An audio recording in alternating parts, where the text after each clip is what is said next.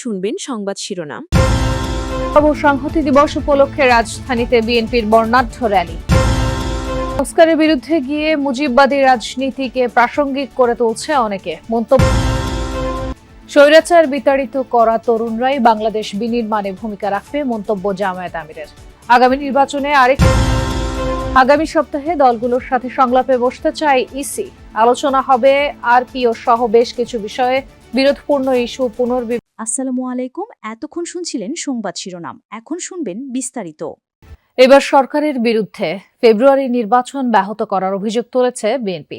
দলের মহাসচিব মির্জা ফখরুল ইসলাম আলমগীর বলেন, সর্বাত্মক সহযোগিতার পরও সরকার ভিন্ন পরিস্থিতি তৈরি করতে চায়।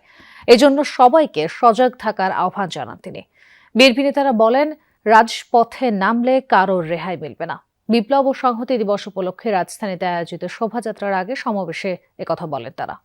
এবার বিপ্লব ও সংহতি দিবস এমন এক সময় যখন বিএনপির সর্বস্তরে বইছে নির্বাচনী হাওয়া, আর সে আবহাওয়ায় সাজে শোভাযাত্রাও। চিরচেনা স্লোগান বাদ দিয়ে শোভাযাত্রা থেকে শুধু উচ্চারিত হয় ধানের শীষের ধ্বনি।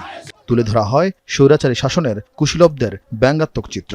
বিএনপি কেন্দ্রীয় কার্যালয় থেকে শুরু হওয়া শোভাযাত্রার শুরুর অংশ থাকলেও শেষটা দেখা ছিল দুষ্কর। নানা ঢঙ্গে দলীয় নেতাকর্মীদের পাশাপাশি কর্মী সমর্থকদের নিয়ে হাজির হন ঢাকার বিভিন্ন আসনের বিএনপির সম্ভাব্য প্রার্থী ও এমনকি মনোনয়ন বঞ্চিতরাও। ছিলেন সম্প্রতি বিএনপিতে যোগ দেয়া আলোচিত মীর স্নিগ্ধ। 7 নভেম্বর সিপাহী জনতার সেদিনের ঐতিহাসিক ভূমিকাকে বিপ্লব ও সংহতি দিবস নামে পালন করে বিএনপি। শোভাযাত্রার আগে সমাবেশে ভোট বিরোধী শক্তির ষড়যন্ত্র নিয়ে সবাইকে সোচ্চার থাকার আহ্বান জানান শীর্ষ নেতারা। আমরা বরাবর সহযোগিতা করে যাচ্ছি। আপনারা যদি আমাদের এই নম্রতাকে, এই ভদ্রতাকে যে দুর্বলতা ভেবে থাকেন, বোকার স্বর্গে বসবাস করছেন। বিএনপি যদি মাঠে নামে আপনাদেরকে ট্যাবলেট খাওয়ার জন্য খুঁজে পাওয়া যাবে না। আমরা বলে দিচ্ছি, আমরা হুঁশিয়ার করে দিচ্ছি, ষড়যন্ত্র থেকে সাবধান থাকেন। বিএনপির নেতৃত্বে ইনশাআল্লাহ পুনরায় গণতন্ত্র ফিরিয়ে আনবো। র্যালি পূর্ব সমাবেশে বিএনপি মহাসচিব বলেন, নির্বাচন বানচালের চেষ্টা হলে জনগণ সংস্কারের বিরুদ্ধে গিয়ে অনেকে মুজিববাদী রাজনীতিকে প্রাসঙ্গিক করে তুলছে বলে মন্তব্য করেছেন স্থানীয় সরকার উপদেষ্টা আসিফ মাহমুদ সজীব ভুঁইয়া। বিকেলে জাতীয় প্রেস ক্লাবে এক গোল টেবিল বৈঠকে এমন মন্তব্য করেন তিনি। বলেন, নতুন রাজনৈতিক বন্দোবস্ত খুবই জনপ্রিয় শব্দ, কিন্তু এই নতুন বন্দোবস্তের সুনির্দিষ্ট রূপরেখা দেয়া হয়নি। স্বাধীনতার পরও আদর্শ রাষ্ট্র গঠন করা যায়নি বলেও মন্তব্য করেন আসিফ মাহমুদ সজীব ভুঁইয়া। বলেন, রাষ্ট্র পরিচালনার দায়িত্বে যারা ছিলেন তারা লুটপাটে ব্যস্ত থাকায় 1975 ও 2024 এই দুই সময়েই একই চিত্র দেখা গেছে। পররাষ্ট্র নীতির প্রসঙ্গে তিনি দাবি করেন, জিয়াউর রহমান ছাড়া কেউ নতুন কিছু দিতে পারেনি। বিএনপি আওয়ামী লীগ কেউই সন্তোষজনক পররাষ্ট্র নীতি প্রণয়ন করতে পারেনি বলেও জানান আসিফ মাহমুদ। চলমান বিচার প্রসঙ্গে উপদেষ্টা বলেন, শেখ হাসিনার বিরুদ্ধে 13 নভেম্বর রায় হওয়ার কথা। এ কারণে এই ফ্যাসিবাদী শক্তি লকডাউন ডেকেছে বলেও জানান তিনি। মুজিববাদী রাজনীতি একটা সময় পর্যন্ত ছিল না। যখন আপনি আবার জাতীয় সঙ্গীতের বিতর্কে ঢুকলেন, যখন আপনি আবার এই রিয়াকশন দেওয়া শুরু করলেন নতুন রাজনীতি বিনির্মাণ না করে, তখনই কিন্তু মুজিববাদী রাজনীতি আবার প্রাসঙ্গিক হওয়া শুরু করলো এবং যতদিন যাচ্ছে তত বেশি প্রাসঙ্গিক করে তুলছেন আপনারা। যারা নতুন রাজনৈতিক বন্দোবস্তের রাজনীতি করছেন বা নির্মাণ করার চেষ্টা করছেন, তারা কি এটা দিতে পেরেছেন কিনা? জুলাই গণঅভ্যুত্থানে অংশীদারদের আগামী জাতীয় সংসদে থাকা উচিত বলে মনে করেন জাতীয় নাগরিক পার্টি এনসিপির আহ্বায়ক নাহিদ ইসলাম।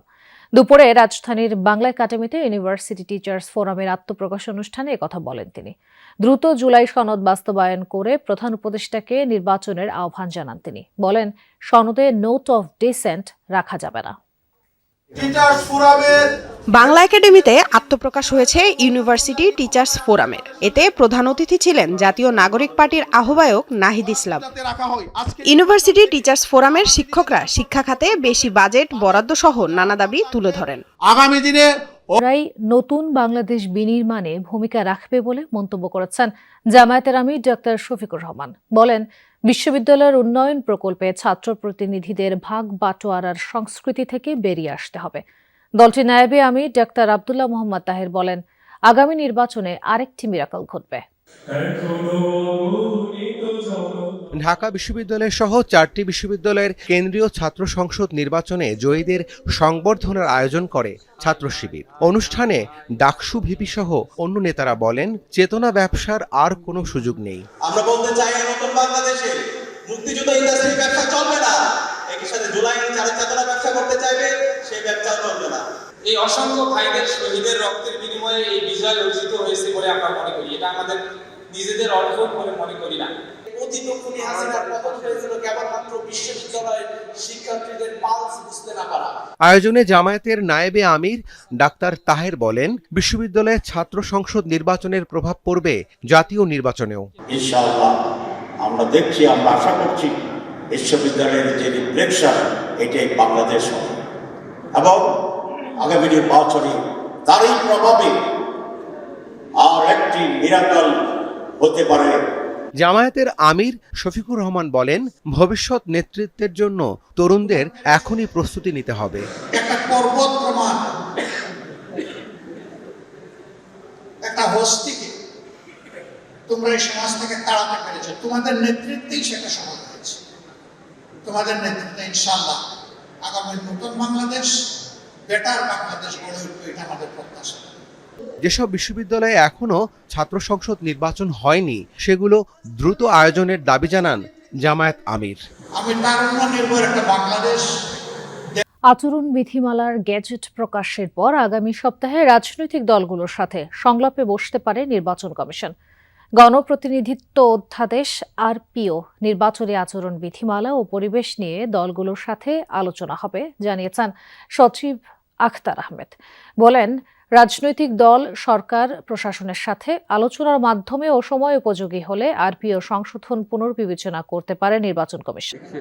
ভোটের আগে আরপিও সংশোধনের উদাহরণ দেখিয়েছে প্রায় সব নির্বাচন কমিশন। এবার বেশ কিছু ধারায় পরিবর্তনের সুপারিশ করে নির্বাচন ব্যবস্থা সংস্কার কমিশন। সে আলোকে জোট হলেও নিজস্ব প্রতীকে ভোট এবং ভোট বন্ধ করার ক্ষমতা সহ বেশ কিছু ধারায় পরিবর্তন আনে ইসি। এরপরই জোটের প্রতীক, জামানত, নির্বাচনী ব্যয় নিয়ে আপত্তি জানিয়েছে বিএনপি সহ কয়েকটি দল। দলগুলোর সাথে এতদিন আলোচনা না করলেও নির্বাচন ব্যবস্থা সংস্কার কমিশনের সুপারিশ বিবেচনায় রেখে সংশোধন করা হয়েছে জানান সচিব। আগামী সপ্তাহে শুরু হতে পারে দলগুলোর সাথে সংলাপ। আইন ও বিধি, নির্বাচনী পরিবেশ, আইন শৃঙ্খলা, সুষ্ঠু নির্বাচন আয়োজনে দলগুলোর পরামর্শ চাওয়া হবে। কমিশন নিজের মতন করে করেছে, এটা যেমন আংশিক সত্যি। আর সংস্কার কমিশনের যে প্রস্তাবনাগুলো সেটা কিন্তু কম গুরুত্বপূর্ণ না এবং আমরা সেটা বিবেচনা রেখেই করেছি। আচরণবিধিটা পাইনি, আগামী রোববার নাগাদ যদি আমরা পেয়ে যাই, গেজেটটা পেলে একটা দিনের সময়ের ব্যবধানে আমরা ডায়ালগ মত বিনিময়টা শুরু করব। ইসি সচিব জানান, যেসব বিষয়ে আপত্তি বা মতবিরোধ আছে দলগুলোর সাথে আলোচনার পর কমিশন মনে করলে সেগুলোর পুনর্বিবেচনার সুযোগ আছে। পরিবর্তন একটা চলমান প্রক্রিয়া, কাজে আমি যদি বলি যে আর পরিবর্তন হবে না, এটাও যেমন ভুল হবে, আবার যদি বলি আমরা